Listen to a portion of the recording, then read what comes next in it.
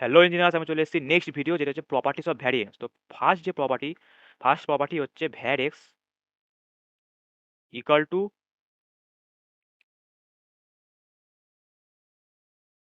E of X square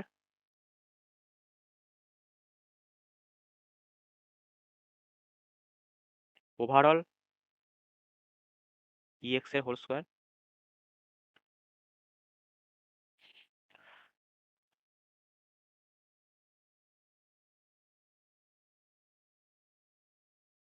E x এর whole square, সেটা তো আমরা জানি। তো এটা ইকুয়াল টু আমরা কি লিখতে পারি? ই এক্স কে আমরা এম লিখতে পারি, এম মানে কি মিন, তাহলে এটা আমরা লিখতেই পারি ই অফ এক্স স্কোয়ার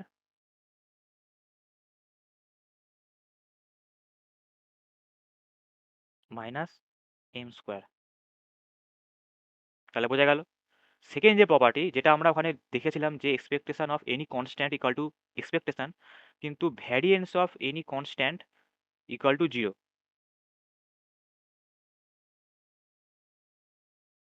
তার প্রুফও আছে।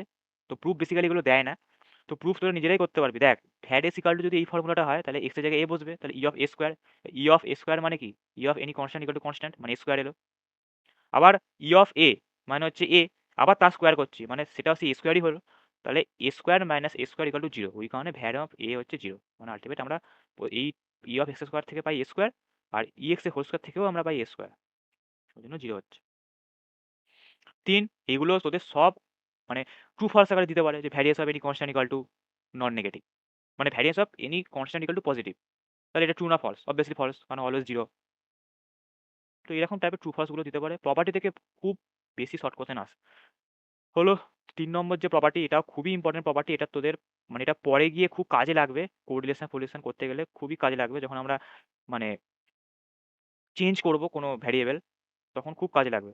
Where of X plus B, ধর এক্সটাকে আমরা চেঞ্জ করলাম, ধর ওয়াই ধরলাম, মানে এক্স দিয়ে ভ্যারিয়েবলগুলো চলছিল, কিন্তু আমরা একটা নতুন ভ্যারিয়েবল আনলাম Y equal to X minus 10, নিয়ে আমরা ওয়াই দিয়ে সব ক্যালকুলেট করলাম, Y square, Y cube, Y I F I করে করে ক্যালকুলেট করতে করতে গেলে, তাহলে আমাদের আলটিমেট যে অ্যান্সারটা আসবে সেটা তো সব ওয়াই রেসপেক্টে আসবে, মানে ভ্যার ওয়াই, সিগমা ওয়াই, সব ওয়াই রেসপেক্টে আসবে। কিন্তু আমার তো দরকার হচ্ছে এক্স এর রেসপেক্টে value, sigma X, var X, এরকম এক্স এর রেসপেক্টে দরকার আমাদের সমস্ত ভ্যালুগুলো, কিন্তু চলে এলো হচ্ছে অন্য একটা ভ্যারিয়েবলের রেসপেক্টে।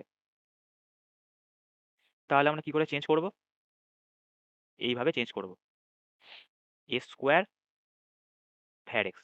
যদি আমাদের এরকম কোনো ভ্যারিয়েবল কোনো কথা হয়, এটা ধরো ওয়াই ধরলাম, var Y, Y equal to X plus B ধরেছি, তাহলে আমরা ওয়াই এর ভ্যারিয়েন্স পাচ্ছি, কিন্তু আমাদের দরকার এক্স এর ভ্যারিয়েন্স। কি করে পাবো? মনে রাখবি যে এই এক্স এর যে কোএফিসিয়েন্ট, ইকুয়েশনে এই যে ভেতরে যাই লেখা থাকুক না কেন, হাবি জাবি যাই লেখা থাকুক না কেন, এক্স এর যে কোএফিসিয়েন্ট সেটা স্কোয়ার করে ভ্যার এক্স এর সাথে গুণ হবে। এক্স এর যে কোএফিসিয়েন্ট তার সাথে যেটা থাকবে, মানে এক্স এর যে কোএফিসিয়েন্ট সেটা স্কোয়ার ইন্টু ভ্যার এক্স। এবার আমরা ভ্যার এক্স এর ভ্যালু এখান থেকে আমরা পেয়ে যাবো, কারণ আমরা তো ভ্যার ওয়াই এর ভ্যালু জানি। তাহলে var Y equal to square var X, এর ভ্যালু আমরা জানি। তাহলে ভ্যার এক্স ইকাল টু কি হবে? Var Y by square. তাহলে এখান থেকে আমরা অনায়াসে ভ্যার এক্স পেয়ে গেলাম, ভ্যার ওয়াইটা জানি, অনায়াসে আমরা ভ্যার এক্সও পেয়ে গেলাম। এটা খুব খুব ইম্পর্টেন্ট, অনেক এর অ্যাপ্লিকেশন আছে। তোরা এই ফর্মুলাটা যদি মনে রাখিস, তখন যে অঙ্কগুলো করবো তোরা নিজেরাই বুঝতে পারবি এই কারণে দাদা এরকম করছে। এটা খুবই ইম্পর্টেন্ট একটা ফর্মুলা, এবং খুবই ইম্পর্টেন্ট ফর এমসিকিউ এবং শর্ট কোশ্চেন। খুবই ইম্পর্টেন্ট একটা ফর্মুলা, মানে খুবই ইম্পর্টেন্ট একটা প্রপার্টি, যেটা হচ্ছে এমসিকিউ অথবা শর্ট কোশ্চেনের জন্য খুবই খুবই ইম্পর্টেন্ট। আর লাস্ট যে প্রপার্টিটা আলোচনা করবো, এগুলো হচ্ছে আমাদের ডিস্ট্রিবিউশন যেগুলো আছে, বাইনোমিয়াল, পয়সন, তাদের মিন এবং ভ্যারিয়েন্সের জন্য কাজে লাগবে। তাহলে ভ্যার এক্স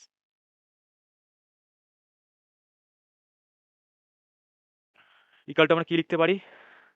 এইটা শুদ্ধ কাজে লাগবে হচ্ছে ডিস্ট্রিবিউশন যেগুলো আমরা দেখব এরপর থেকে, তাদের যদি আমি